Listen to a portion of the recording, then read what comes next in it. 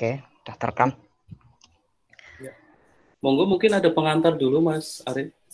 Iya, siap. Assalamualaikum warahmatullahi wabarakatuh. Selamat malam teman-teman. Kembali lagi sama saya Muhammad Arif.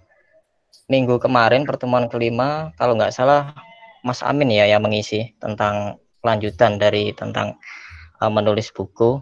Di pertemuan genap ini kan selang-seling ya sebenarnya memang. Pertemuan ganjil itu tentang menulis buku dan pertemuan genap tentang blog.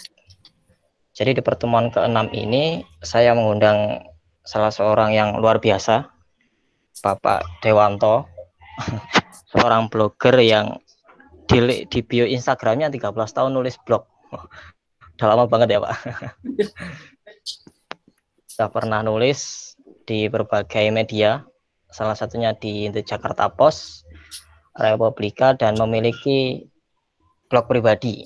Teman-teman bisa cek blognya di www.pinuji.net. Teman-teman juga bisa kunjungi Instagramnya, memiliki banyak tips trik keren-keren di Sri Dewanto Pinuji. Jadi di kesempatan kali ini saya mengundang Pak Dewanto untuk sharing tentang blogging pada teman-teman.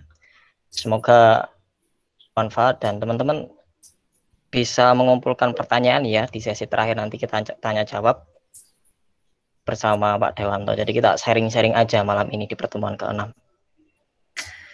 Oke, langsung saya lempar ke Pak Dewanto saja untuk sharing tentang ngeblog. Monggo Pak. Yeah. Ya, terima kasih banyak Mas Arif. Bismillahirrahmanirrahim. Assalamualaikum warahmatullahi wabarakatuh. Teman-teman semua, semoga suara saya bisa terdengar dengan jelas. Yang pertama, saya mengucapkan terima kasih pada Mas Arif dari Detak Pustaka, juga Mbak Hanif ya, yang telah memberikan kesempatan ini kepada saya. Sebenarnya saya memang tertarik di dunia tulis menulis, tetapi karena sulit menembus buku, terutama karena nggak ada waktu, kemudian sulit juga menembus redaksi, jadi akhirnya saya kebanyakan nulis di blog pribadi. Tetapi nanti mungkin sambil jalan kita banyak cerita juga.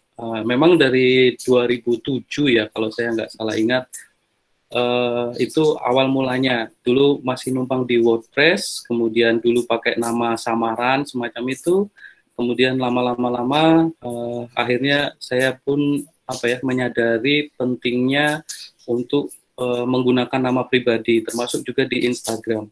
Nanti mungkin kalau ada pertanyaan kenapa kok pakai nama pribadi, boleh juga ditanyakan. Oke, baik. Ini tentang blogging aja ya secara umum, karena saya juga sebenarnya nggak luar biasa banget. Tadi Mas Arif terlalu melebih-lebihkan. Oke, sedikit perkenalan. Nama saya Sri Dewanto Pinuji, bisa dipanggil apa aja silahkan. Kalau biasanya di teman-teman di kantor itu Dewo atau Dewanto boleh juga. Jadi saya bekerja di sebuah institusi namanya Badan Nasional Penanggulangan Bencana. Jadi mungkin teman-teman sudah pernah dengar kalau ada suatu kejadian bencana, nah itulah badan yang melakukan upaya penanggulangan bencana. Nah, makanya ada beberapa tema di tulisan saya di blog itu terkait dengan kebencanaan, kemudian juga di Instagram. Tapi saya punya hobi untuk menulis seperti sudah disebutkan. Nah, jadinya kalau siang saya kerja di BNPB, kemudian kalau malam saya nulis-nulis gitu. Jadi biar biar berimbang. Kemudian saya juga sudah berputri, sorry. Jadi saya punya 2 anak kembar, namanya Embun dan Bening. Kemudian itu alamat blog saya di pinuji.net, kemudian itu di Instagram saya. Oke, kita mulai. Nah, pertama adalah barangkali penting ya untuk teman-teman mengetahui apa sih why atau kenapa teman-teman tertarik misalnya pada saat ini, malam ini bergabung bersama untuk ikut sharing session ini. Tapi ini salah satu, jadi ada suatu buku yang berjudul Start with Why, itu karangan Simon Sinek. Nanti mungkin bisa di googling. saya pernah juga menuliskan beberapa buah pemikirannya. Intinya adalah apa sih alasan teman-teman bangun setiap pagi, setiap hari gitu. Jadi ini semuanya sama ya. Kalau purpose, tujuannya apa? Ikigai itu pemahaman yang sama dalam bahasa Jepang. Reason of being, alasan setiap orang, setiap kita untuk bangun di setiap pagi.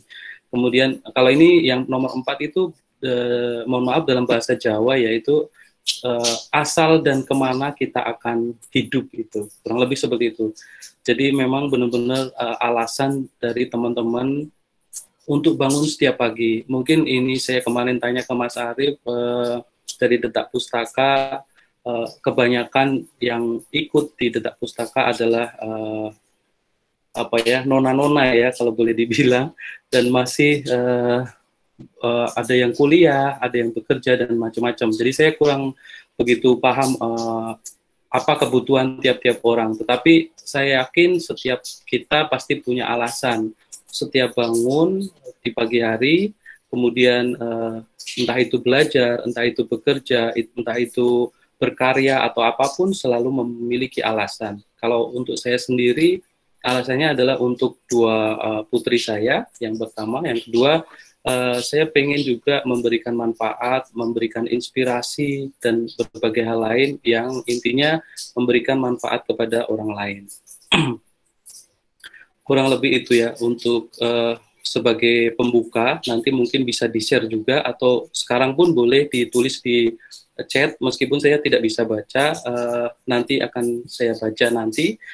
Apa sih sebenarnya alasan dari teman-teman ini? Misalnya kalau Mas Arief dan Mbak Hanif, kenapa kok misalnya mendirikan Detak Pustaka seperti itu? Kemudian masing-masing dari teman-teman mungkin punya alasan tertentu. Itu boleh dituliskan di chat ya, biar apa ya, biar nggak ngantuk juga ya, karena ini sudah agak malam.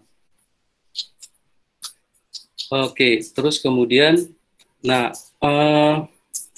untuk membuat atau menulis blog ya, itu ada beberapa hal yang diperlukan. Nah, ini strategi saya. Yang pertama adalah sumber-sumber ide ya. Kemudian yang kedua adalah bagaimana pemrosesan dari ide tadi diubah menjadi suatu tulisan gitu. Nah, yang terakhir adalah bagaimana mendeliver itu, menyampaikan ke masyarakat, ke halayak. Jadi sebenarnya blog ini hanya salah satu sarana saja ya. Tetapi di luar blog ada Instagram, ada karya teman-teman yang lain. Nah, itu juga salah satu contoh untuk mengemas ide yang tadinya didapat dalam suatu tulisan atau dalam apapun itu. Tapi intinya adalah 3 hal itu. Jadi ada ide, kemudian ada proses, dan bagaimana cara mengemas atau mendeliver ke masyarakat.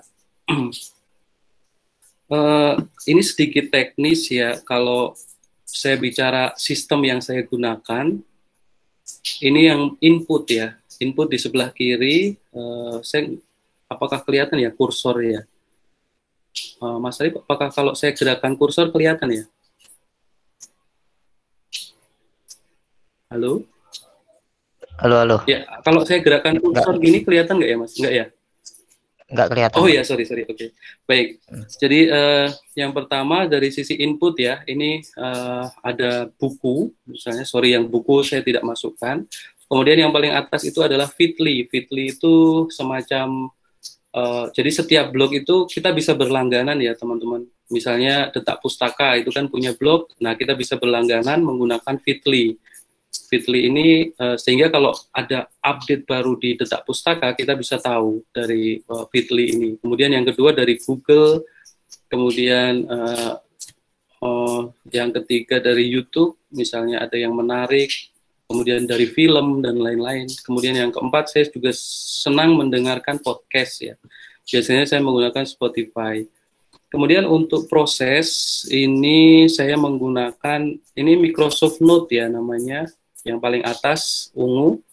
Kemudian ada juga yang biasa Microsoft Word, kemudian ada juga Google Docs. Itu beberapa pemrosesan yang saya gunakan untuk menulis. Kemudian yang terakhir untuk outputnya itu blog saya menggunakan mesin namanya WordPress. Nah, inilah di balik blog saya. Mesin yang digunakan adalah WordPress, meskipun nama tidak lagi menumpang di wordpress.com, tapi nama alamatnya sendiri gitu. Seperti pinuji.net, Detak Pustaka. Detak Pustaka itu apa ya? Detakpustaka.com atau Detak Pustaka apa? .com, Pak. Iya, detakpustaka.com. Terus kemudian apalagi yang lainnya. Jadi orang-orang menyebutnya lebih profesional seperti itu. Kemudian ada lagi, saya juga mengubah beberapa konten yang menarik menurut saya di blog itu ke Instagram. Jadi sebenarnya kalau teman-teman follow saya itu adalah bentuk lain dari tulisan ya. Maksudnya karena sekarang ini kan kita tantangannya itu adalah kalau kita menulis itu tantangannya adalah jarang yang membaca, terus terang saja. Karena mereka lebih tertarik misalnya dengan media sosial yang lain, ada Facebook, ada Twitter, ada Instagram. Nah, kebetulan di Instagram ada carousel yang ada microblog, sehingga kita bisa membuat atau mengubah tulisan yang tadinya di blog menjadi rangkaian gambar dengan tulisan yang bisa kita unggah di Instagram. Kemudian saya juga sedang mencoba merintis untuk membuat channel di YouTube. Tetapi semuanya bermula dari blog saya. Kemudian itu. Jadi sebenarnya inti yang saya lakukan adalah mengubah berbagai hal yang saya dapatkan di Feedly, di buku, di Google, di YouTube, dan juga di Spotify menjadi suatu konten baru. Nah, kata kunci yang kenapa kok saya menggunakan fasilitas ini adalah fleksibilitas, kemudian terhubung, dan mudah diakses. Jadi kalau Microsoft OneNote ini dia bisa diakses dimanapun ya, tidak hanya di laptop, tapi juga di HP teman-teman. Nanti mungkin akan saya share juga seperti apa sih tampilan Microsoft OneNote saya, gitu, biar bisa muncul gambarannya. Kemudian saya juga nggak terlalu gimana-gimana gitu ya, maksudnya saya bisa posting tiap hari itu tidak semuanya ide murni dari saya, tapi saya lebih memfungsikan diri sebagai jembatan ya. Jadi banyak sekali pengetahuan yang menarik, menurut saya yang menarik, tetapi masih dalam format bahasa Inggris dan kadang-kadang sulit ya dipahami gitu. Nah, kebetulan saya mempunyai sedikit kemampuan dalam bahasa Inggris, makanya saya banyak menerjemahkan sebenarnya. Jadi saya tidak original dari ide saya sendiri ya, tetapi lebih banyak saya membantu menerjemahkan konten yang menarik, kemudian saya upload di blog saya, nantinya akan diubah lagi ke Instagram atau yang lainnya. Tetapi untuk tadi disebutkan misalnya pernah menulis di Harian Kompas, kemudian pernah menulis di The Jakarta Post, kemudian ada tulisan juga di Republika, itu memang nggak bisa ya kalau seperti itu. Jadi dia lebih sulit lagi. Itu harus benar-benar orisinal, kemudian banyaklah. Nanti kalau ada yang tertarik boleh juga kita berdiskusi soal itu. Sekarang kita lanjut lagi ke paparannya. Oke, next. Nah, ini beberapa tantangan ya kalau dalam blogging mungkin, terus dalam Instagram juga. Pokoknya intinya adalah berbagai tantangan yang dihadapi bagi seorang konten kreator ya. Dalam hal ini blogging atau microblog. Yang pertama adalah konsistensi. Jadi memang sangat menantang ya untuk bisa konsisten, misalnya menulis setiap hari gitu. Membuat suatu unggahan atau konten setiap hari itu membutuhkan tantangan, karena kadang-kadang kalau misalnya saya bekerja, teman-teman misalnya belajar atau bekerja juga, nah ini waktunya kadang terbatas. Terus kemudian sampai di rumah harus ada anak-anak yang ditemenin main misalnya. Nah, itu juga menjadi tantangan. Yang kedua adalah mengenai niche ya. Niche ini tema dalam hal ini saya kurang tahu. Mungkin teman-teman punya tema-tema tertentu. Tetapi kalau untuk saya pribadi ini temanya mengenai kebencanaan, terus kemudian tentang menulis sedikit tentang kepemimpinan, tentang tips-tips yang lain. Nah, ini itulah tema yang saya pilih gitu.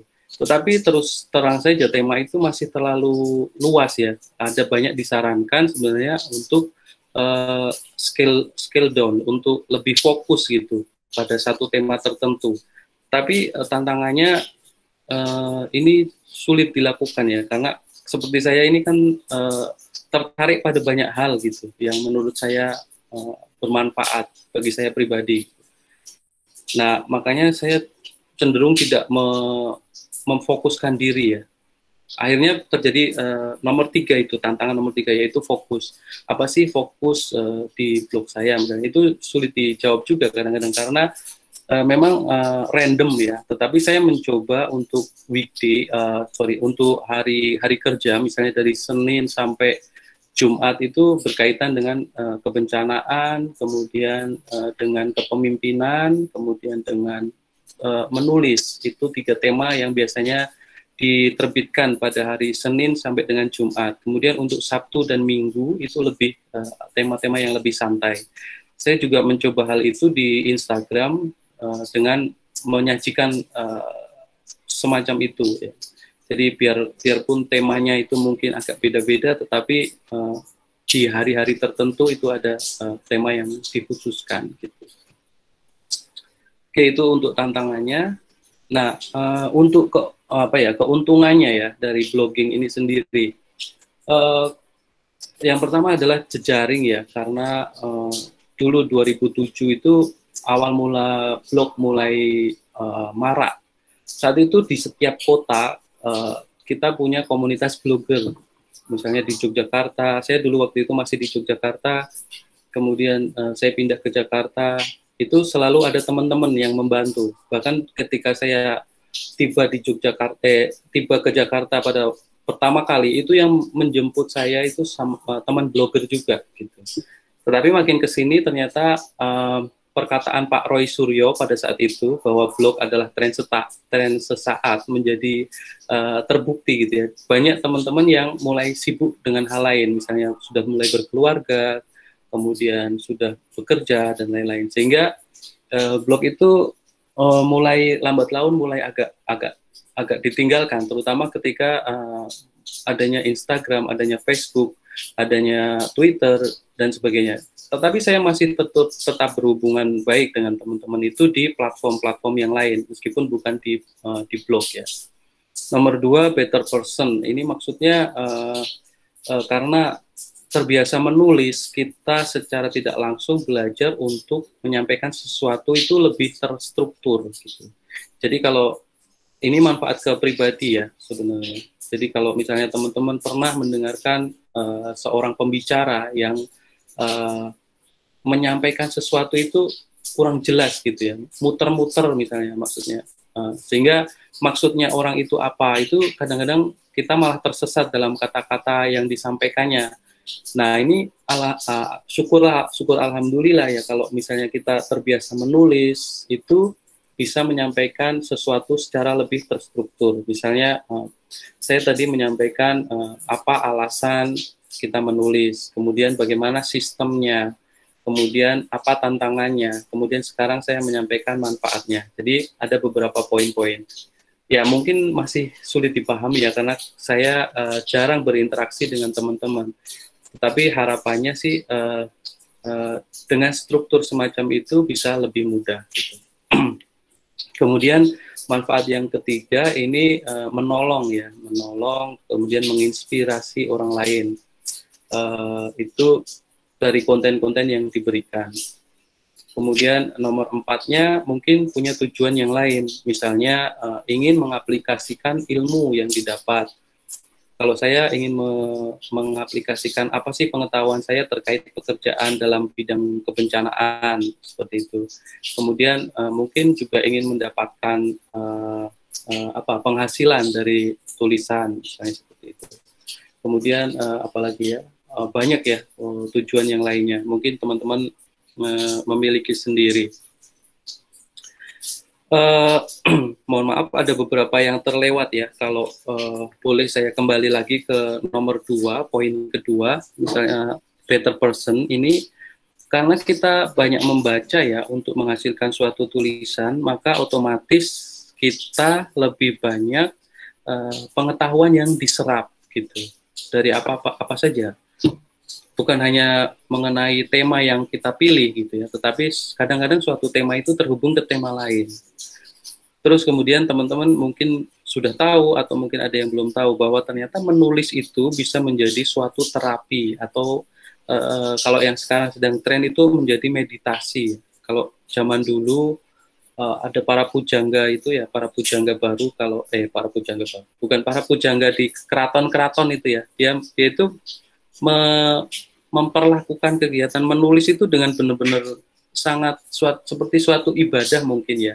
Jadi benar-benar suatu hal yang sakral gitu. Jadi menulis itu untuk memberikan pengetahuan, termasuk juga terapi bagi diri penulisnya. Jadi kalau misalnya teman-teman sedang stres atau terlalu banyak pekerjaan gitu, mungkin bisa menuangkannya. Kalau tidak bisa bercerita ke orang lain, mungkin bisa menuangkannya dalam tulisan ke buku diary misalnya.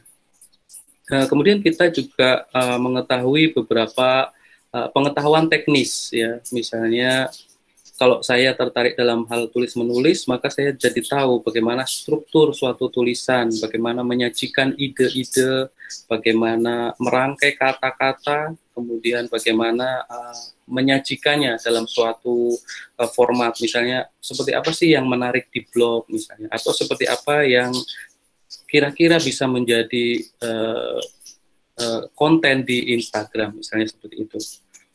Nah, next kita ke nomor 4, other purpose ini atau tujuan lainnya ini, misalnya kalau sekarang yang tren itu sedang mengenai branding ya, jadi bisa menjadi sarana untuk teman-teman memperkenalkan diri ke orang lain.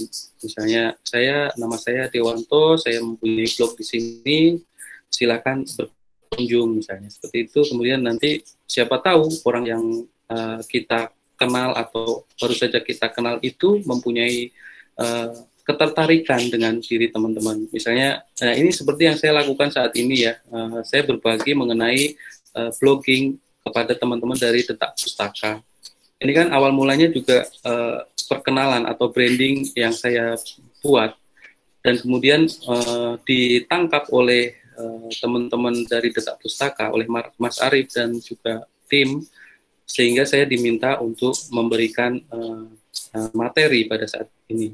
Kemudian yang kedua, mungkin tujuan lain kalau sekarang marketing ya, di dalamnya juga ada copywriting.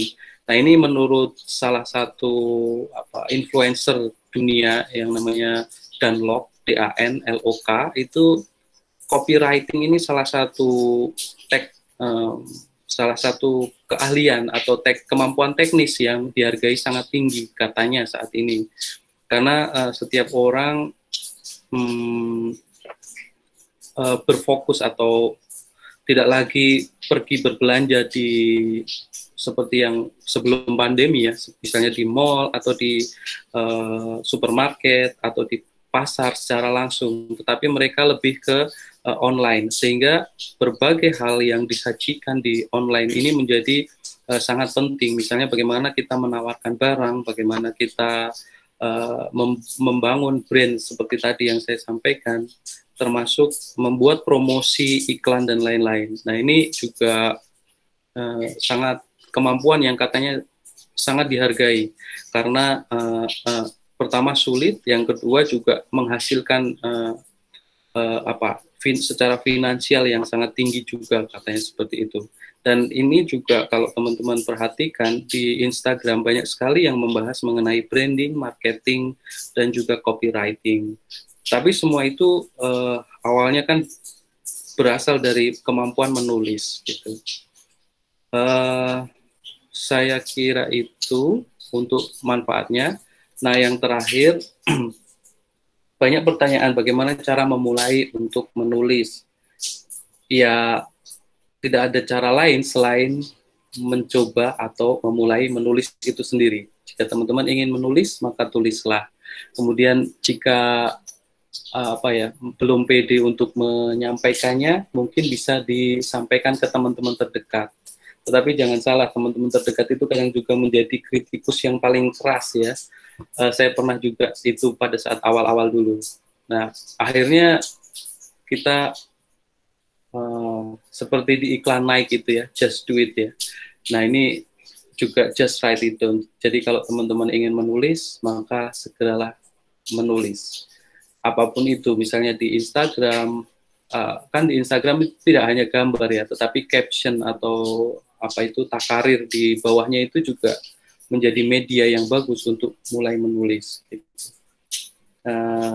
Terus selain itu mungkin di teman-teman suka bercerita, ada storyal.co, ada Wattpad, ada yang lain-lainnya juga. Nah itu juga bisa menjadi peluang. Kemudian ada lagi namanya Medium ya. Kalau teman-teman belum punya blog, itu bisa secara gratis di WordPress atau di Medium. Di Medium bahkan kalau misalnya menarik, bisa juga berbayar, termasuk juga di Wattpad.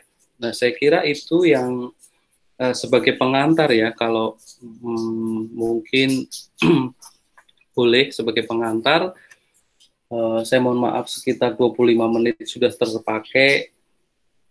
Silahkan kalau misalnya ada pertanyaan atau tanggapan dari teman-teman. Oke, terima kasih Pak Dewanto. Ya, terima kasih. Luar biasa, Klan. Ini ada Mas Hermansyah. Ya. Apakah pertanyaannya bisa lewat chat atau langsung voice? Untuk saat ini bisa langsung lewat voice, Mas Hermansyah. Monggo. Kalau ingin bertanya. Untuk yang lain silakan bertanya atau mikir-mikir dulu apa nih yang perlu ditanyakan ke Pak Dewanto. Bisa ditulis chat kalau nggak mau ngomong, kalau masih malu ngomong. Oke. Assalamualaikum warahmatullahi wabarakatuh. Oke. Waalaikumsalam. Waalaikumsalam. Saya mau tanya kepada Mas Sri Dewanto.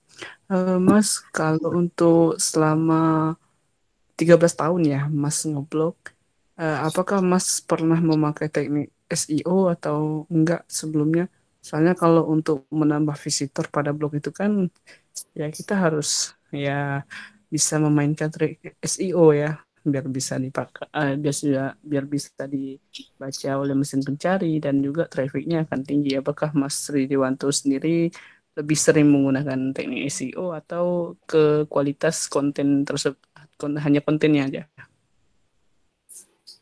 Oke. Langsung dijawab Mas Arif atau gimana? Monggo Pak, langsung dijawab. Oh iya. Baik, terima kasih Pak. Siapa tadi lupa? Mas Herman ya, Mas Herman.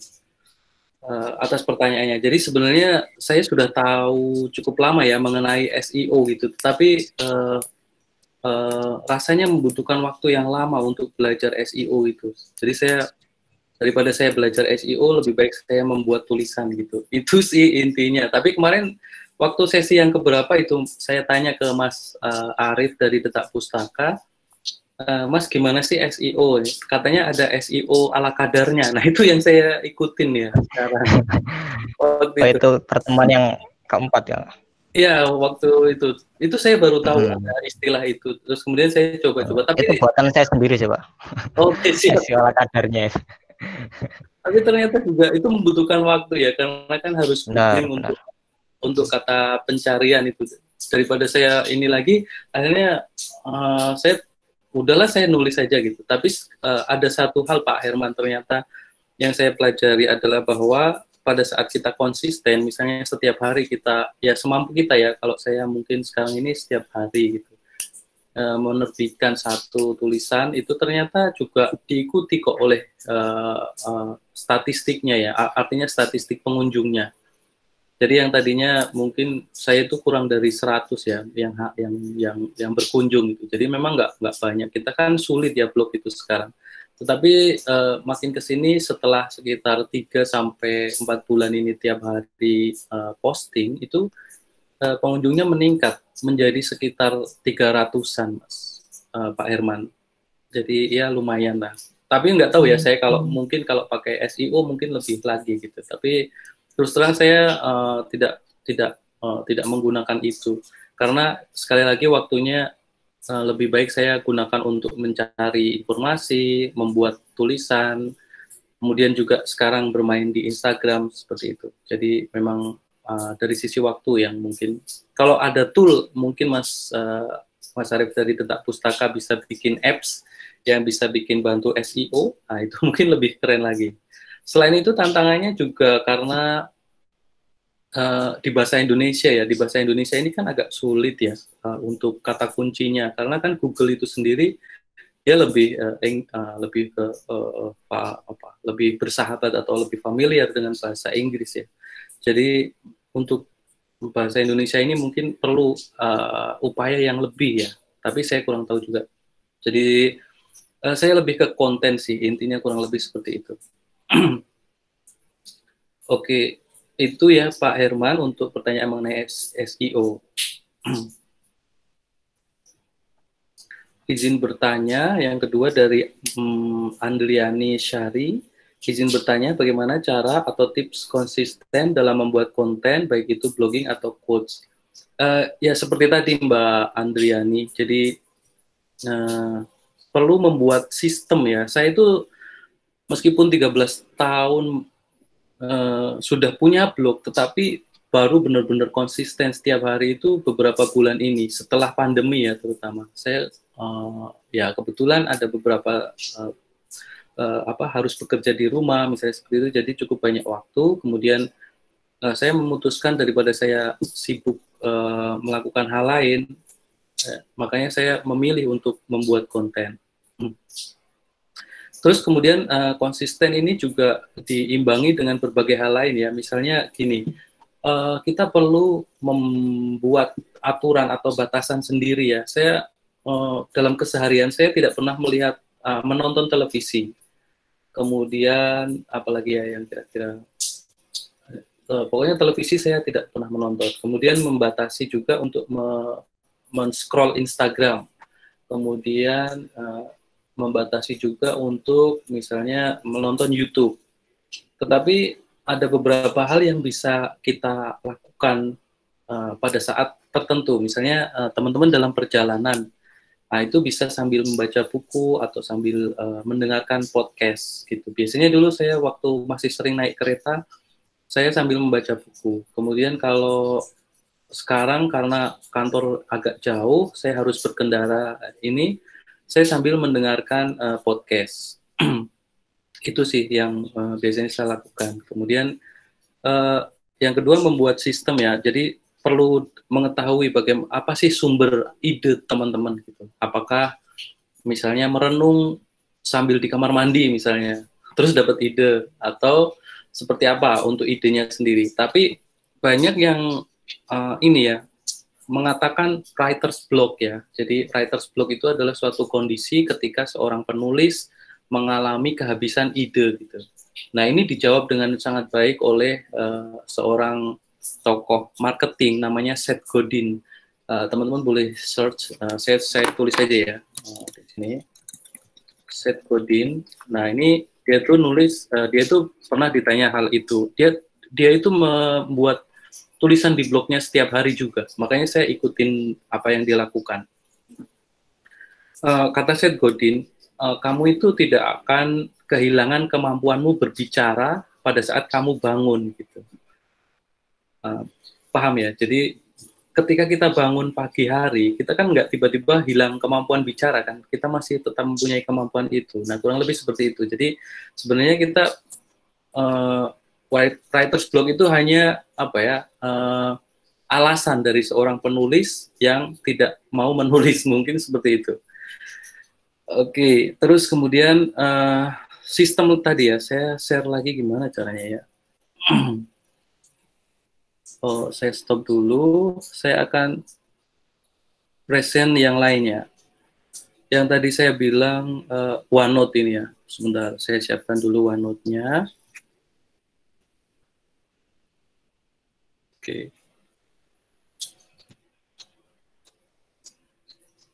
Oke, nah apakah sudah terlihat ya? Halo, cek. Sudah Pak, sudah. Ya, jadi di sini ini tampilannya OneNote seperti ini ya. Kalau teman-teman buka namanya OneNote di Microsoft Word, dia buatan Microsoft juga. Nah ini saya punya beberapa tema di sini. Misalnya ini ada peta dan geographic information system, ada wisata bencana, ada gunung api, ada banyak ya tema-temanya ini. Kemudian ini kalau di blog ini kaitannya dengan kategoris teman-teman semua. Jadi di sini ada tema kepemimpinan. Nah ini misalnya, nah ini tulisannya, di sini tulisannya. Oke, misalnya waktu itu saya pernah mengikuti suatu acara di mana Pak Menteri Muhadjir Effendi itu menjadi salah satu keynote speaker ya, dia memberikan sambutan. Nah, saya mencatatnya aja poin-poin apa yang disampaikan, saya kembangkan di sini. Ini kelebihannya adalah dia terhubung ke handphone kita. Jadi teman-teman kalau misalnya sedang sibuk atau sedang mengikuti suatu acara atau tiba-tiba pas lagi di perjalanan tiba-tiba ada ide, itu bisa langsung dituliskan di itu tadi. Tapi itu tidak terbatas ya, saya hanya mencontohkan saja bahwa perlu sekali suatu sistem yang dimiliki, apakah itu sekedar kertas dengan pena atau sekedar mungkin di tiap HP sekarang ada ya, kayak yang pakai Samsung mungkin ada Samsung Note, yang pakai Xiaomi mungkin nggak tahu saya ada Xiaomi Note atau apa, termasuk juga Google Keep ya, Google Keep atau apa ya, warnanya kuning pokoknya, Google Keep kalau nggak salah. Nah itu juga salah satu sarana untuk merekam apa saja ide yang teman-teman hasilkan. Kurang lebih itu Mbak Andriani. Jadi yang penting sih sistemnya ya, bagaimana input, kemudian proses dan outputnya. Terus kemudian yang perlu diingat lagi adalah apa why-nya. Jadi tujuan dari Mbak Andriani ini membuat suatu konten gitu. Sehingga kalau makin kuat alasannya, misalnya saya harus membuat konten setiap hari sebagai portfolio untuk agar nanti misalnya bisa di-hire oleh Detak Pustaka. Kan ini sekarang Detak Pustaka lagi hire freelancer ya kalau nggak salah. Nah itu makanya makin kuat. Ya, jadi makin kuat alasannya, maka niat untuk membuat konten tiap hari itu akan makin tinggi, seperti itu. Atau agar konsisten itu makin tinggi. Tapi sebenarnya ya tergantung kemampuan ya, maksudnya nggak harus juga tiap hari itu satu konten misalnya. Tergantung misalnya seminggu sekali atau 2 hari sekali, itu terserah dari teman-teman. Oke, sekarang kita ke pertanyaan dari Pak Agusti. Assalamualaikum, izin bertanya, dalam menulis tentu harus rajin membaca buku. Bagaimana tips membaca buku agar mudah memahami? Wow. Oke. Saya sharing aja ya kebiasaan membaca buku. Jadi saya itu membaca buku bukan sehari ya. Sekali membaca itu bisa 7 ya, tapi atau 5 atau 7 gitu. Tapi tentu saja nggak semuanya langsung selesai. Terus saran yang kedua adalah Mas Gusti harus tahu tujuannya dari membaca buku. Gitu. Misalnya sekarang saya ada beberapa buku yang sedang dibaca. Ini misalnya Move On, ini bisa kelihatan ya dari situ. Ini Move On dari Coach Eli Susanti. Waktu itu komunitas YSA mengundang beliau untuk memberikan materi. Kemudian ini Towards Resilience, ini buku kebencanaan, dia berisi tentang bagaimana biar tangguh bencana gitu. Terus kemudian ini bukunya Dale Carnegie yang lama. Sebenarnya saya sudah baca, tapi saya pengen mengulang lagi untuk konten di blog gitu. Jadi saya baca lagi. Ini How to Win Friends and Influence People. Saya lihat kutipan-kutipan yang menarik dari sini. Terus kemudian ada lagi beberapa di samping saya ini. Jadi intinya adalah Mas Gusti harus tahu apa sih tujuan membaca suatu buku gitu. Misalnya kayak tadi How to Win Friends and Influence People, saya pengen tahu apa poin-poin yang disampaikan oleh Dale Carnegie dalam bukunya itu. Misalnya dia kalau nggak salah itu memberikan 7 atau berapa poin ya yang paling penting gitu. Tapi ilustrasinya itu banyak gitu. Maksud ilustrasi itu contoh-contohnya. Nah, saya ingin membuat itu menjadi suatu konten di blog gitu. Nah, saya ingin mencari. Jadi saat kita membaca kita harus punya tujuannya dulu, Mas Gusti, sehingga apa ya, kita nggak tersesat di dalam bacaan itu dan kita punya tujuan tertentu gitu. Nah, selain itu juga disarankan juga sama namanya Jim Kwik ya. Kalau teman-teman, saya tulis lagi ya biar kalau bisa biar googling ya. Jim Kwik. Nah, ini dia itu menyarankan menggunakan gerakan, teman-teman. Jadi mata kita itu terstimulus ya, bereaksi pada suatu gerakan. Jadi kalau misalnya teman-teman sulit memahami suatu bacaan, boleh dengan pena misalnya, itu ada baris-baris bacaan buku itu diikuti gitu ya, diikuti kayak kalau ngaji Al-Quran mungkin tahu ya, seperti apa ya, saya kurang tahu ini kalau generasinya mungkin agak beda ya, tapi intinya tuh di baris-baris buku itu di apa ya, menggunakan pena itulah, intinya seperti itu. Terus kemudian yang tips yang keberapa saya nggak hitung lagi, itu adalah membuat tanda ya. Jadi di buku itu kan ada namanya margin ya, di atas, di samping kanan, samping kiri, bawahnya. Nah, itu bisa untuk membuat catatan apa yang menarik dari halaman itu. Kemudian membuat tanda-tanda tertentu. Misalnya saya sering sambil membaca membawa pensil atau apa itu sambil digaris kalau ketemu suatu hal yang menarik.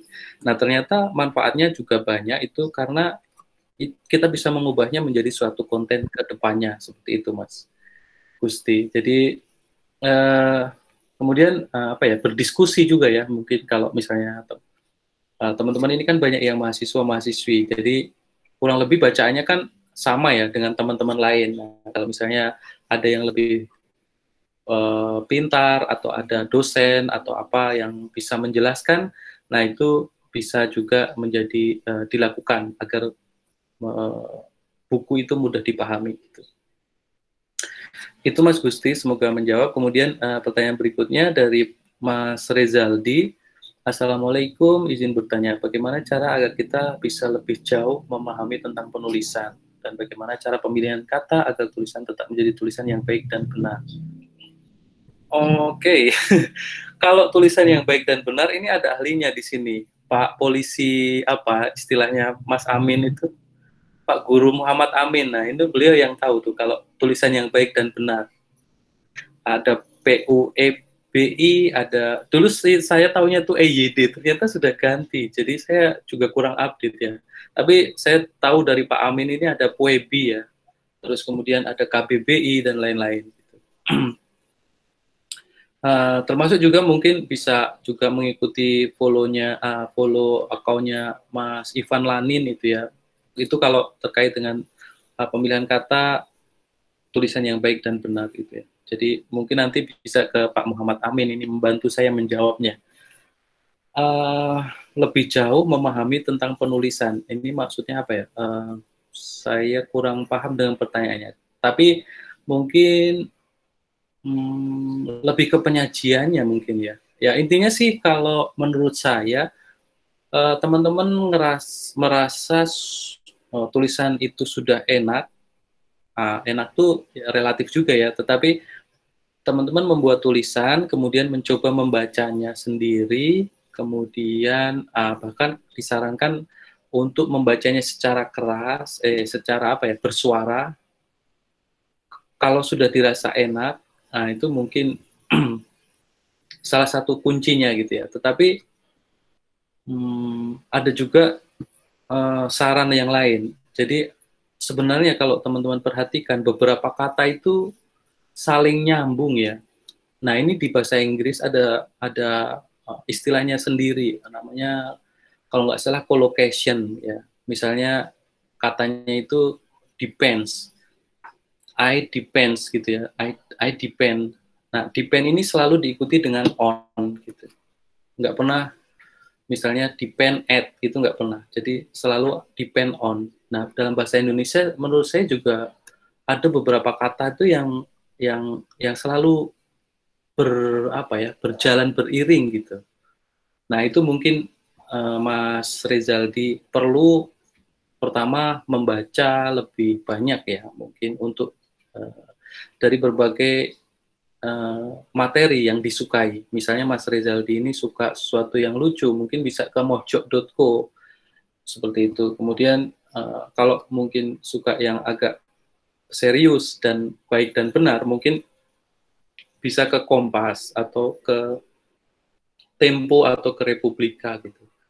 Terus terang saya juga mengalami tantangan di sini karena saya mempunyai pilihan gaya atau gaya penulisan yang nggak tahu ya, yang saya suka gitu. Mungkin itu style atau apa saya kurang tahu. Tapi intinya saya menyukai gaya seperti itu. Dan itu tidak cocok dipakai di misalnya mojok.co. Saya pernah mencoba mengirimkan artikel ke mojok.co, nggak tembus gitu karena ya memang kata teman saya ini mah cocoknya bukan di mojok.co, ini lebih ke yang lain gitu. Jadi seperti itu Mas Rizaldi. Jadi kalau ingin memahami atau menyajikan tulisan dengan lebih baik, mungkin bisa melihat di tempat lain ya, maksudnya referensi atau bacaan yang Mas Rezaldi suka gitu. Jadi biasanya dia akan akhirnya akan terpengaruh gitu. Waktu awal-awal saya juga suka dengan tulisannya Gunawan Muhammad ya, kalau dari Tempo itu ya biasanya. Saya juga agak terpengaruh ke sana, terus kemudian berubah lagi seiring perjalanannya waktu, berubah lagi gitu terus. Nah, tetapi kalau sekarang secara umum sih, kalau misalnya ingin menyajikan tulisan di media sosial, yang perlu diingat adalah jangan panjang-panjang, itu saja. Kalaupun tulisannya panjang, itu dipecah-pecah gitu ya. Jadi satu kalimat gitu, atau satu atau dua kalimat, kemudian kasih enter, kasih paragraf, bikin lagi gitu. Meskipun mungkin nanti Pak Muhammad Amin ini nggak setuju dengan itu, karena itu kan menyalahi ya kalau dari pengertian paragraf gitu. Kadang-kadang, tapi kalau di blog dan lain-lain, kuncinya adalah bagaimana caranya agar pembaca itu tetap setia gitu. Tetap setia membaca tulisan kita. Nah, tekniknya seperti itu. Jadi biasanya kita merasa terintimidasi ya, atau merasa takut gitu ya kalau membaca tulisan yang nggak ada paragrafnya. Jadi kalau di desain itu white space is your friend. Jadi apa ya, paragraf-paragraf atau jeda itu menjadi teman kita gitu. Makanya kalau menulis di blog dan lain-lain itu disarankan sih jangan terlalu panjang ya, satu paragrafnya gitu. Cukup satu atau dua kalimat. Kemudian selain itu menggunakan subheading ya. Subheading itu apa ya? Itu tuh menulis kan ada judul, kemudian ada poin-poin tertentu yang akan disampaikan, misalnya tips menulis. Pertama adalah mengetahui kata, yang kedua belajar tentang kata sambung, yang ketiga belajar kalimat yang baik dan benar gitu. Jadi pertama, kedua, ketiga itu bisa menjadi poin-poin sendiri. Nah, inilah perlunya outline, apa ya istilah outline itu, kerangka tulisan. Jadi sebelum teman-teman menghasilkan suatu tulisan, biasanya membuat kerangka. Nah, seperti itu ya. Semoga bisa menjawab ya Mas Rezaldi. Kalau belum mungkin bisa ditanyakan lagi di bawah gitu. Sekarang dari Mas atau Mbak Hervina ya. Mungkin Mbak Hervina ya. Assalamualaikum, izin bertanya. Saya belum terlalu paham mengenai pembuatan blog. Apakah itu berupa aplikasi dan harus membuat akun dan mengupload tulisan kita? Bagaimana caranya? Ya, Mbak Hervina. Jadi seperti yang saya sebutkan, Mbak Hervina bisa ke, saya tulis ya di bawah, wordpress.com atau medium.com. Jadi ada dua itu ya, yang gratis. Jadi itu bisa ke sana, terus kemudian nanti daftar, ada email. Oh ya, blogger.com juga bisa. Ya, betul. Ya, itu beberapa platform ya, Mbak Hervina. Jadi WordPress juga menyediakan aplikasi, Medium juga menyediakan aplikasi, Blogger juga ya, mungkin saya kurang tahu kalau Blogger. Saya dulu pernah coba Blogger tapi kok kurang apa ya, kurang user friendly ya. Jadi saya akhirnya pilih WordPress. Nah itu jadi seperti kalau kita buat Instagram atau apa yang lain, itu tinggal buat akun di sana, pilih alamatnya, misalnya herwina.wordpress.com. Nah itu sudah jadi satu blognya, tinggal diisi aja tulisannya. Nanti apa ya? Bagaimana cara mengupload dan lain-lain? Mungkin bisa di YouTube aja ya. Pasti kan ada itu cara-caranya. Jadi mudah sekali Mbak Herwina. Tapi yang sulit adalah bagaimana konsisten dengan konten yang disampaikan. Itu yang agak sulit. Gitu. Oke, sama-sama Mbak Andriani, sama-sama Mas Rezaldi. Silakan kalau ada pertanyaan lagi, mungkin semoga tadi menjawab ya dari pertanyaan teman-teman. Gitu. Monggo teman-teman, kalau ada pertanyaan lagi, silakan bertanya. Untuk Mas Hermansyah, yang SEO bisa itu Mas, buka di pertemuan keempat kalau nggak salah ya. Saya bahas tentang SEO. Ya. Itu cukup basic sih, tapi works. Hasilnya juga bisa. Ya. Betul, saya juga mencoba itu yang apa SEO ala kadarnya itu. Keren, ya, keren. Namanya emang kayak gitu. Iya, saya coba itu terus kemudian ya memang membantu ya kayaknya. Tapi saya nggak ngerti ya, maksudnya hasilnya itu karena kan saya nggak cuma mencoba beberapa saat gitu. Sebenarnya main judul sama keyword aja sih Pak. Kalau untuk SEO ya. Ya. Untuk Mas Hermansyah juga. Ya. Kan Mas Hermansyah juga menerapkan SEO ya di blognya. Tadi sempat aku cek. Oh gitu. Sip. Mantap. Saya mesti harus belajar ini. Ini ada pertanyaan lagi nih. Pertanyaan dari Mbak Dwi Setianingsih, bagi podcast recommended buat nunjang skill menulis. Mungkin Mas Arief dari Tita Pustaka yang paham ya. Saya terus terang nggak membatasi diri di menulis. Saya lebih tertarik ke beberapa ini Mbak Dwi. Ke beberapa influencer ya, yang seperti yang sudah saya tulis di atas. Jim Quick, dia punya podcast, terus kemudian saya tertarik dengan Jay Shetty, kemudian download, kemudian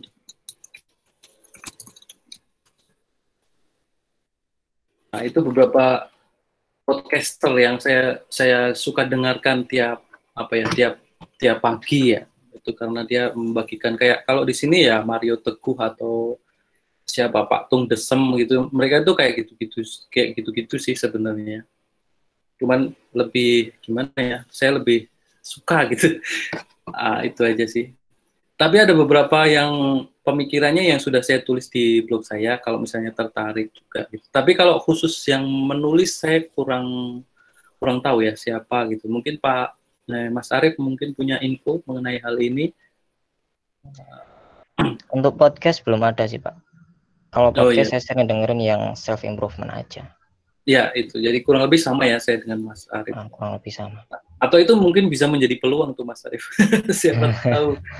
boleh. Ke depan bisa dari Tak Pustaka untuk tips menulis melalui podcast. Boleh, bisa jadi ide. Iya. Menarik. Oh, oke. Nah ya itu. Saya belum buat podcast sih Mbak Dwi, tapi saya tuh ada satu buku yang saya bikin videonya di YouTube, namanya Bagaimana Meningkatkan Kemampuan Menulis. Jadi nanti kalau misalnya sempat boleh dilihat. Tapi itu jelek sekali maksudnya karena kan kita nggak mungkin langsung bagus ya. Jadi saya itu kan lagi belajar mengembangkan YouTube juga. Nah di situ ada saya mencoba berbagi bagaimana meningkatkan kemampuan menulis gitu. Itu 14 seri, terus kemudian di situ ada tips-tipsnya juga. Sebenarnya itu dari sebuah buku sih dengan judul yang sama. Jadi mungkin ide penulisnya adalah kita semua ini kan punya kemampuan menulis sebenarnya ya. Hanya ada yang dikembangkan lebih lanjut, ada yang tetap seperti biasa gitu. Nah itu siapa tahu kalau nyasar ke channel saya. Oke, linknya, aduh, linknya apa ya? Sebentar ya.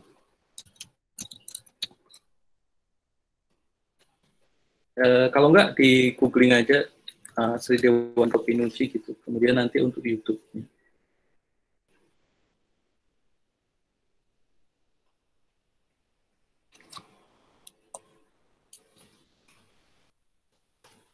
Oke, silakan kalau sambil ada yang ingin ditanyakan.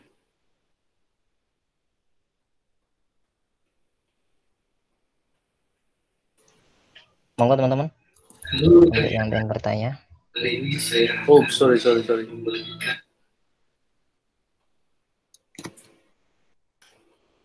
Nah, itu channel YouTube saya di situ.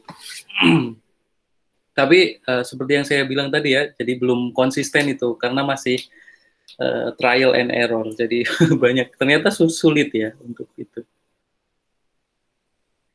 Apalagi ya, oh ya, mungkin banyak yang bertanya-tanya ya, sebenarnya dapat uang nggak sih gitu dari blogging gitu. Kenapa kok dari tadi saya nggak menulis soal itu? Karena terus terang teman-teman saya nggak fokus ke sana ya.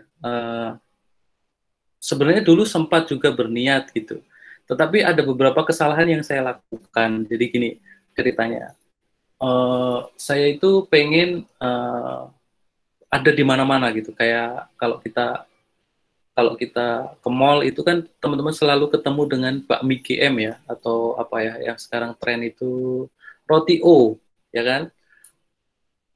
Itu kan ada di mana-mana. Nah, saya pengen nama saya itu ada di mana-mana juga gitu. Strateginya adalah saya banyak menulis di beberapa platform seperti Kompasiana, seperti Kumparan gitu. Kompasiana itu teman-teman bisa nulis langsung loh, tanpa harus ada editornya. Itu mungkin bisa menjawab juga Mbak siapa tadi, Mbak Herwina ya, kalau misalnya sulit di WordPress atau di Medium atau yang lain, mungkin bisa juga mencoba di Kompasiana atau di Kumparan atau di apalagi ya yang kita save publish tuh itu karena di sana sudah ada komunitasnya juga Mbak, jadi lebih apa ya, lebih mudah ya mungkin untuk meraih pembaca gitu. Tetapi nah setelah saya menulis di Kompasiana dan di tempat-tempat lain itu Hipwi gitu kata Pak Amin. Kemudian saya post lagi setelah saya menulis di Kompasiana dan lain-lain, saya post lagi di blog saya. Nah, menurut AdSense, kalau teman-teman tertarik Google AdSense itu tidak diperkenankan gitu. Kemudian juga belum banyak yang berkunjung ke saya ya. Jadi alternatif AdSense yang lain saya belum bisa masuk. Yang alternatif yang lain itu maksudnya ada beberapa AdSense lokal ya di Indonesia gitu. Tapi syarat dia itu kunjungan per hari harus 500 orang. Nah, itu saya belum bisa ke situ. Terus zaman dulu ada beberapa pihak yang menawarkan ke saya. Waktu awal-awal sih saya pernah juga ditawari gitu ya, yang di blog-blog lama gitu. Itu ada beberapa pengembang properti, dia kasih tulisannya, saya tinggal pasang aja di blog saya, tiap tulisan tuh dihargai sekitar berapa ya, 100.000 gitu, nggak salah itu. Nah, terus lama-lama ke sini saya ganti lagi kan alamatnya, saya bukan yang alamat yang lama, ada tawaran lagi seperti itu. Saya kok merasa terlalu murah ya gitu. Apa maksudnya sayang gitu blog saya. Tapi ternyata salah juga itu mungkin ya, mungkin itu keputusan yang keliru juga karena blog kita masih baru, belum banyak yang membaca gitu ya.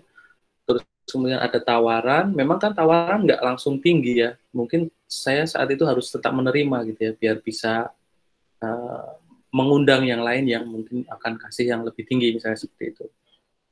Nah itu beberapa pengalaman saya kalau mengenai keuangan ya. Tetapi jangan khawatir teman-teman kalau misalnya mempunyai kemampuan dalam hal menulis, kemudian teman-teman sudah mempublishnya di blog atau dimanapun ya, misalnya di WordPress, di Kompasiana, dimanapun, nah itu bisa menjadi portfolio. Kemudian ketika ada kesempatan, misalnya seperti saat hari-hari ini Detak Pustaka membutuhkan freelancer, itu teman-teman tinggal menyampaikan itu contoh-contoh tulisannya itu gitu. Jadi ini memang bukan sesuatu yang instan ya, karena bukan sprint ya, ini kan maraton ya, jadi memang jangka waktunya lama gitu. Termasuk juga tadi Mas siapa yang bertanya mengenai bagaimana menulis itu juga nggak bisa sesingkat gitu ya, harus banyak mencoba, harus banyak menulis, harus banyak publish agar diketahui gitu. Kalau flashback diri saya sendiri bertahun-tahun yang lalu itu tulisan saya nggak ngerti EYD dan yang lain-lainnya. Baru setelah itu ada teman yang ngasih tahu, ini loh ada panduannya kalau menulis tuh, kamu nggak kalau bisa jangan sembarangan gitu. Karena saya dulu saya gabung ya, misalnya di sini itu saya gabungkan antara di dengan sini, itu kan kalau menurut panduannya kan dipisah, kemudian di mana itu juga dipisah. Saya masih nulis sekedar itu SEKEDAR, padahal yang betul kan SEKADAR. Jadi selisih satu huruf, tetapi itu menurut saya pengetahuan itu sangat penting gitu ya, karena teman-teman tahu nggak kenapa Kompas atau harian Kompas itu sangat sangat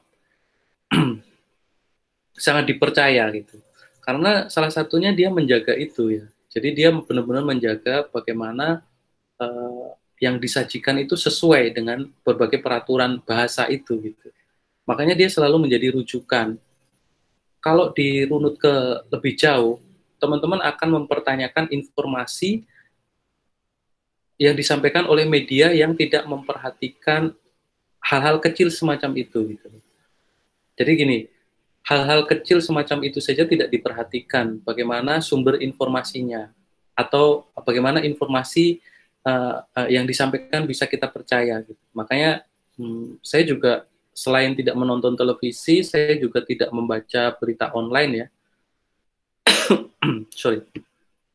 Misalnya apa, situs-situs berita online saya tidak pernah baca, saya tidak menonton televisi, kemudian apa lagi ya yang ini, yang menurut saya paling saya kalau ada koran mungkin Kompas saya baca, tapi selain itu enggak tidak membaca. Terus ya paling itu sih. Mungkin ada lagi atau saran nih dari Pak Guru Muhammad Amin, mungkin ada saran nih gimana caranya yang tadi Pak Guru yang mana ya, yang sesuai, yang tulisan yang baik dan benar Pak Guru. Yuk Mas Amin. Nah, yang mana? Sebentar. Jadi ada itu pertanyaan, bagaimana sih agar tulisan menjadi tulisan yang baik dan benar? Oh ya, pemilihan kata agar jadi yang baik dan benar ya. Ya tadi sudah disebutkan banyak, KBBI, PUEBI, jangan sampai ditinggalkan itu aja, wajib install lah di gawai masing-masing, di HP masing-masing. Jadi setelah selesai nulis, dicek aja di situ. Yang mana kalau ada yang kurang mantep, dicek aja tuh KBBI sama PUEBI-nya. Panjang sekali memang, tapi ya pelan-pelan aja dipelajarinya. Itu aja sih. Ya. Terima kasih Mas, Pak Guru. Jadi menurut saya sih memang itu ya, harus gimana ya, pertama harus menulis dulu ya Pak Amin ya. Habis itu baru ketahuan kan. Habis itu baru ketahuan mana yang kira-kira ragu. Nah itu. Nah, kemudian kita beruntung ya kalau ada sosok seperti Pak Muhammad Amin ini ya. Meskipun mungkin teman-teman merasa, ngapain sih gitu ya. Tapi kalau di bahasa Inggris itu ada namanya grammar Nazi ya. Dia itu reveal itu apa ya? Dia itu cerewet banget ya soal kesalahan grammar gitu. Nah, kita beruntung sebenarnya dengan adanya Pak Muhammad Amin yang mendeklarasikan dirinya sebagai polisi bahasa gitu. Nah, kalau misalnya teman-teman punya materi atau tulisan yang ragu, yang ingin disampaikan, tetapi kok nggak yakin, mungkin bisa meminta bantuan Pak Amin ini untuk mengecek apakah sudah betul atau belum gitu. Ini rasanya beliau berkenan ya. asal sesuai ya Pak Amin ya. Siap, siap. Nah itu mungkin teman-teman. Pak Amin baik hati kok. Oke, apalagi ya? Mungkin apalagi yang mau di-share? Mungkin ada pertanyaan Mas Arif? Cukup ya Mbak, udah Ya, ini 1 udah jam. 1 jam ya. Tapi saya nggak apa-apa sih kalau misalnya masih ada yang ingin. Saya senang apa? Ayo coba kalau satu lagi aja teman-teman yang mau tanya. Satu kesempatan pertanyaan. Ya, jadi sekali lagi kalau ini kita tuh suka overthinking ya. Overthinking itu apa bahasa Indonesianya ya? Terlalu banyak mikir gitu ya. Apakah ini sudah benar? Apakah ini masih banyak salah? Apakah ini sudah oke? Apakah ini sudah bagus? Atau apakah ini... Pokoknya banyak ya. Kita akhirnya kebanyakan mikir nggak bikin-bikin gitu. Nah, itu yang akhirnya menghambat kita sendiri gitu. Ya, kalau menurut saya sih asal punya kemauan, terus memang pengen, terus tujuannya benar ya, artinya misalnya menyampaikan sebagai portfolio, sebagai pemanasan sebelum nanti teman-teman membuat buku misalnya, nah itu pokoknya langsung tulis saja, langsung publish saja gitu. Dimanapun, di WordPress, di Instagram, di Medium, di apapun namanya, tapi yang penting adalah bagaimana menyajikan itu ke dunia luar gitu, karena saat ini kan nggak ada sesuatu yang baru ya, karena apa ya, hampir semuanya sudah disampaikan ya oleh misalnya Nabi Muhammad, semuanya sudah disampaikan oleh beliau, semuanya sudah disampaikan oleh Yesus Kristus, semuanya sudah disampaikan oleh Aristoteles, oleh siapa lagi, filsuf-filsuf, oleh para pemikir yang keren-keren itu gitu. Jadi kita kan cuma dapat kebijaksanaannya sedikit-sedikit. Nah, itu aja yang disampaikan gitu. Jadi nggak perlu terlalu banyak mikir, pokoknya disampaikan aja apa yang pengetahuan teman-teman gitu. Karena mungkin teman-teman udah tahu, ada teman lain yang belum tahu. Intinya sih itu aja. Kurang lebih itu ya, Mas Arif, sebagai sekalian penutup. Boleh. Ya, mungkin itu ya. Terima kasih banyak ya teman-teman sudah meluangkan waktunya 1 jam dengerin saya ngoceh. Semoga ada manfaatnya. Terus mohon maaf kalau tidak sesuai dengan yang diharapkan, atau atau mungkin ada pertanyaan, boleh juga misalnya di blog saya atau di Instagram atau di WhatsApp juga, kan saya anggota grup Detak Pustaka juga. Kalau ada pertanyaan lanjutan dari sesi ini atau ada konsultasi apa yang lainnya, boleh juga. Kalau saya nggak bisa, nanti saya tanya ke Mas Arif atau ke Pak Amin atau ke teman-teman yang lain. Kurang lebih itu saja ya. Terima kasih banyak. Wassalamualaikum warahmatullahi wabarakatuh. Waalaikumsalam. Waalaikumsalam warahmatullahi wabarakatuh. Terima kasih Pak Dewanto. Presentasinya luar biasa. Sangat bermanfaat. Untuk teman-teman yang nggak ikut, nanti bisa download file ini ya. Nanti aku upload di satu folder, sekalian dengan folder-folder pertemuan sebelum-sebelumnya. Untuk pertemuan selanjutnya nanti tentang membahas menulis buku yang akan dibawakan Mas Amin. Polisi apa tadi kata Pak Dewanto? Polisi apa? Bukan saya, dia sendiri. Dia sendiri. Polisi. Iya. Mantap pokoknya. Makasih banyak. Sama-sama Pak. Sekian teman-teman, semoga bermanfaat, semoga bisa diterapkan, khususnya ya langsung terapkan aja, karena ilmu ini ilmu terapan, bukan ilmu teori. Menulis juga terapan, bukan teori aja. Oke, saya akhiri teman-teman ya, bisa keluar. Wassalamualaikum warahmatullahi wabarakatuh. Waalaikumsalam warahmatullahi wabarakatuh.